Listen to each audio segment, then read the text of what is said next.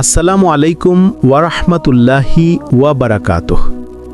প্রিয় ভাই ও বোনেরা, আজ আমি তোমাদেরকে এক বৃদ্ধা মহিলার জীবন কাহিনী শোনাব। একটা এমন গল্প যেখানে চোখের পানি লুকোনো যাবে না। একটা এমন বাস্তবতা যা আমাদের মনে করিয়ে দেয় আল্লাহ কাউকে ভুলে যান না, যত গরিব বা একাকী সে হোক না কেন।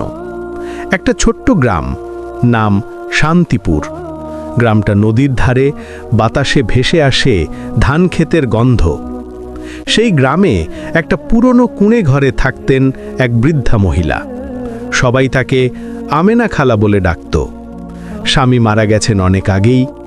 একটি মাত্র ছেলে শহরে চলে গেছে কাজের খোঁজে। তারপর থেকে আর কখনো ফিরে আসেনি। আমেনা খালা প্রতিদিন ফজরের নামাজ শেষে কাঁদতেন। চোখ তুলে বলতেন, হে আল্লাহ, আমার ছেলেটা কেমন আছে?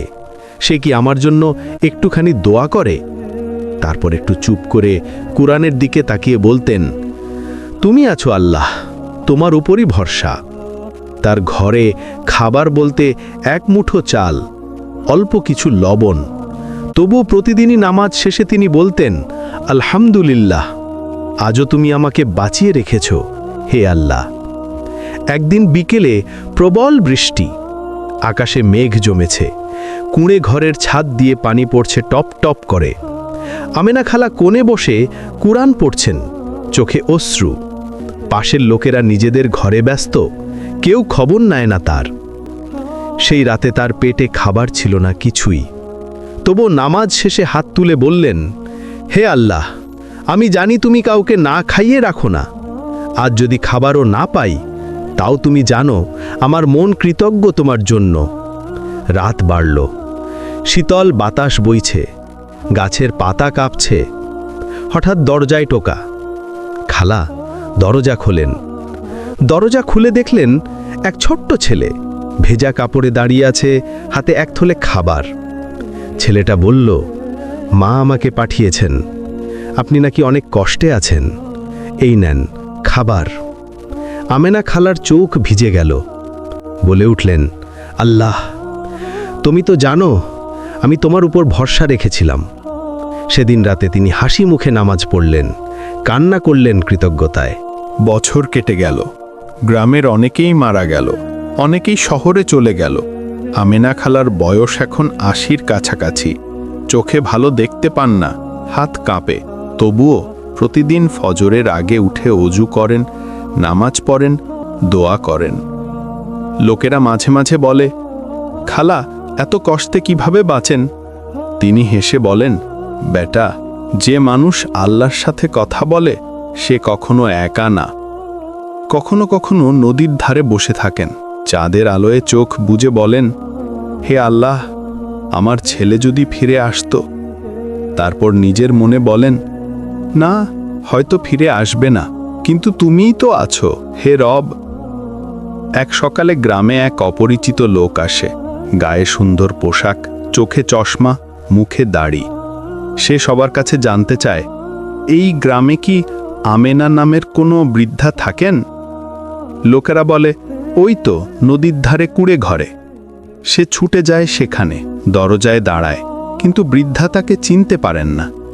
লোকটা কাঁদতে শুরু করে, বলে, আম্মা, আমি আপনার ছেলে রফিক। আমিনা খালার মুখ শুকিয়ে যায়, চোখে পানি এসে যায়। তিনি কাঁপা হাতে তার ছেলের মুখ ছুঁয়ে বলেন, তুই ফিরে এলি বেটা।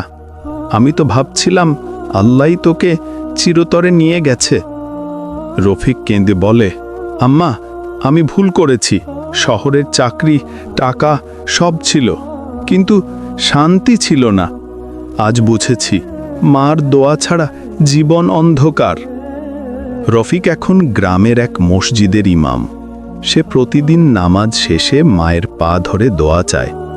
আমেনা খালা বলেন, বেটা, আমি তো কিছুই চাই না, শুধু চাই আল্লাহ যেন তোমাকে ক্ষমা করে দেন আর তোমার হৃদয়ে ঈমান বাড়িয়ে দেন। একদিন সন্ধে আমেনা খালা নিঃশব্দে দোয়া করলেন, হে আল্লাহ, তুমি আমার জীবনটাকে যত কষ্টই দাও, শেষটা যেন ঈমানের আলোয় ভরে ওঠে। সেই রাতে তিনি নামাজ পড়লেন, মুখে হাসি রেখে নিঃশব্দে পৃথিবী ছেড়ে চলে গেলেন। রফিক সকালে এসে দেখল মা কুরআনের পাশে শুয়ে আছেন, মুখে প্রশান্তির ছাপ, ঠোঁটে হালকা হাসি। সে মাটিতে পড়ে গেল কান্নায়, ভেঙে পড়ল, বলে উঠল, হে আল্লাহ, তুমি আমার মাকে তোমার জান্নাতে স্থান দাও। প্রিয় ভাই ও বোনেরা, এই গল্প শুধু এক বৃদ্ধার কাহিনী নয়, এটা আমাদের ঈমান, আমাদের ধৈর্যের গল্প। আমেনা খালা কখনো আল্লাহর উপর সন্দেহ করেননি। তিনি জানতেন মানুষ ভুলে গেলেও আল্লাহ কখনো ভুলে যান না। তুমি আজ যতই কষ্টে থাকো না কেন, যদি নামাজে কাঁদো, দোয়ায় বলো, হে আল্লাহ, আমি তোমার উপর ভরসা রাখি, তাহলে মনে রেখো রহমতের দরজা একদিন তোমার দিকেই খুলবে।